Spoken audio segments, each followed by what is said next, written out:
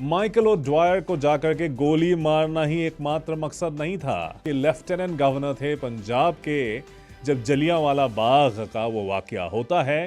Reginald Dyer जिन्होंने गोलियां चलाई और माइकल ओड्वायर जो गवर्नर थे पंजाब के, वो मकाम नहीं हासिल कर पाए जो उनकी मौत के बाद उन्होंने हासिल किया। और जो पैदाइशी नाम था शेर सिंह फिर तब्दील हो गया उधम सिंह में। उसके बाद जाते हैं बरतानिया, मतलब कहाँ जाते हैं, फ्रांस जाते हैं, बेल्जियम जाते हैं, इटली जाते हैं, जर्मनी, पोलैंड। उसके बाद फिर वापस आते हैं यूनाइटेड स्टेट्स में। उसके बाद उसी दौरान भगत सिंह की फांसी भी होती है 1931 में मार्च में, और अक्टूबर में इनकी रिहाई होती है। पंजाब आते हैं। इसमें शहीद उधम सिंह के बारे में हम बात करेंगे। क्यों बात कर रहा हूं? क्योंकि 26 तारीख को उनका जन्मदिन होता है, दिसंबर 26। और आपको मालूम है, चाहे कॉमरेड भगत सिंह हो या शहीद उधम सिंह हो, मैं बात तो करता ही हूं। और इसीलिए करतार सिंह सराभा हो, सबके बारे में बात करता हूँ हर साल। 2 साल मुझे अब हो जाएंगे नए साल में, शेर पंजाब में। तो और क्योंकि ये शहीदी माह है, तो कल तो हम बात किए ही थे, आज भी बात करेंगे, एक सेगमेंट है हमारा। लेकिन शहीद उधम सिंह के बारे में मैं बात करना चाहूँगा, क्योंकि एक ऐसे शख्स जिन्होंने, क्योंकि ये आप याद कीजिए कि सिर्फ माइकल ओड्वायर को जाकर के गोली मारना ही एकमात्र मकसद नहीं था। ये असैसिनेशन कहाँ पे हुआ, कहाँ पे मारा गया और क्यों किया गया, ये भी बहुत अहम बात है। इससे दुनिया भर में चर्चाएं होंगी, क्योंकि बरतानिया में, लंदन में, कैक्सटन हॉल में जाकर के माइकल ओड्वायर जो कि लेफ्टिनेंट गवर्नर थे पंजाब के, जब जलियांवाला बाग का वो वाकया होता है, बहुत लोग, या बचपन में मुझे भी बहुत कंफ्यूजन होता था कि ड्वायर कौन थे और डायर कौन थे। रेजिनाल्ड डायर जिन्होंने गोलियां चलाई और माइकल ओड्वायर जो गवर्नर थे पंजाब के, जिन्होंने मार्शल लॉ ऐलान किया था, जिस वजह से ये हुआ।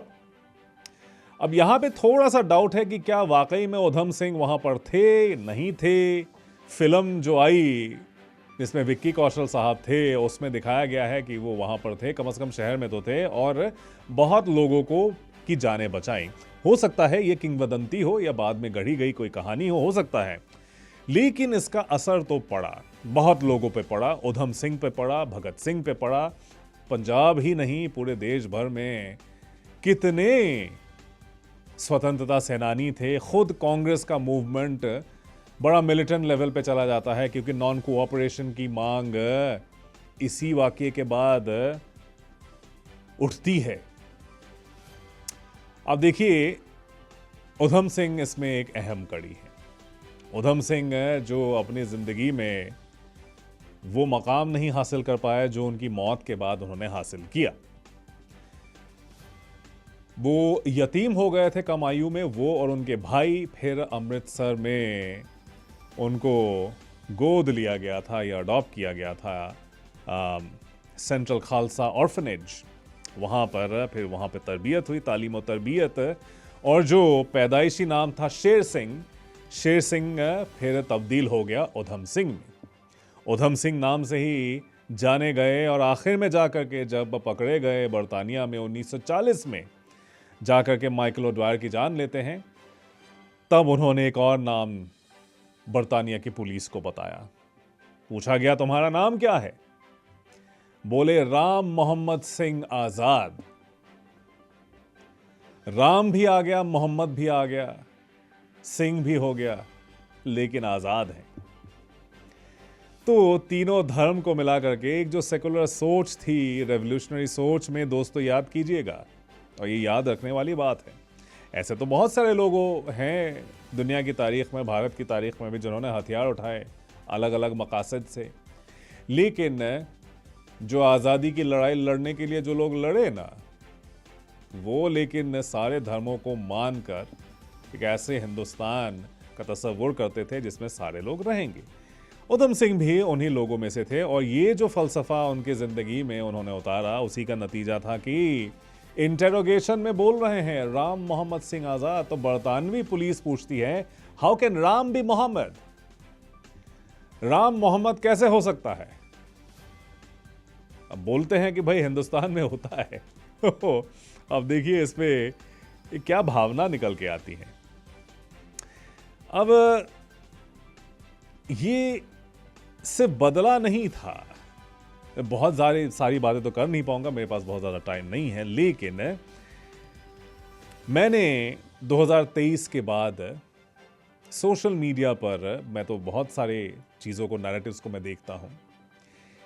एक महिला है, आई थिंक इजिप्शियन मूल की हैं, लेकिन अमेरिका में रहती हैं। उन्होंने एक ट्विटर पे थ्रेड शुरू किया था।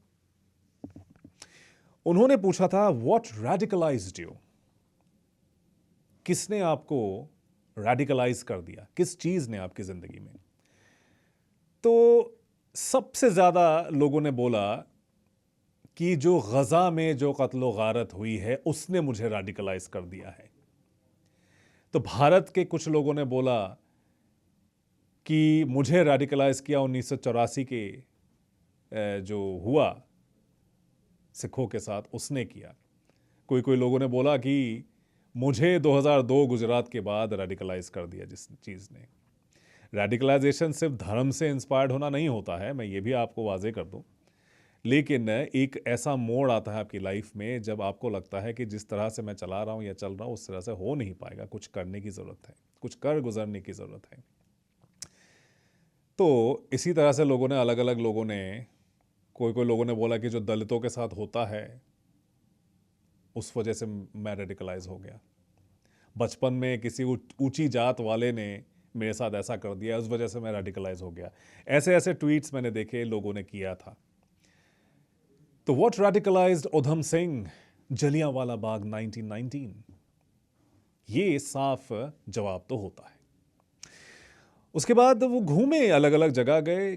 कुछ अकाउंट्स में कहा जाता है कि अफ्रीका गए, नायरोबी गए, युगांडा गए, जहां पर रेलवेज बन रहे थे, तो वहां पे जाकर के काम किया। उसके बाद यूनाइटेड स्टेट्स में गए,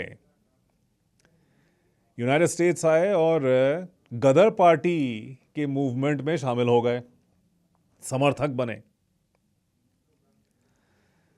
लाला लाजपत राय की सोबत में भी आए। बहुत लोग, पंजाब में जो लोग हयात थे उस दौर में, सारे लोगों के वो इंस्पायर्ड हुए।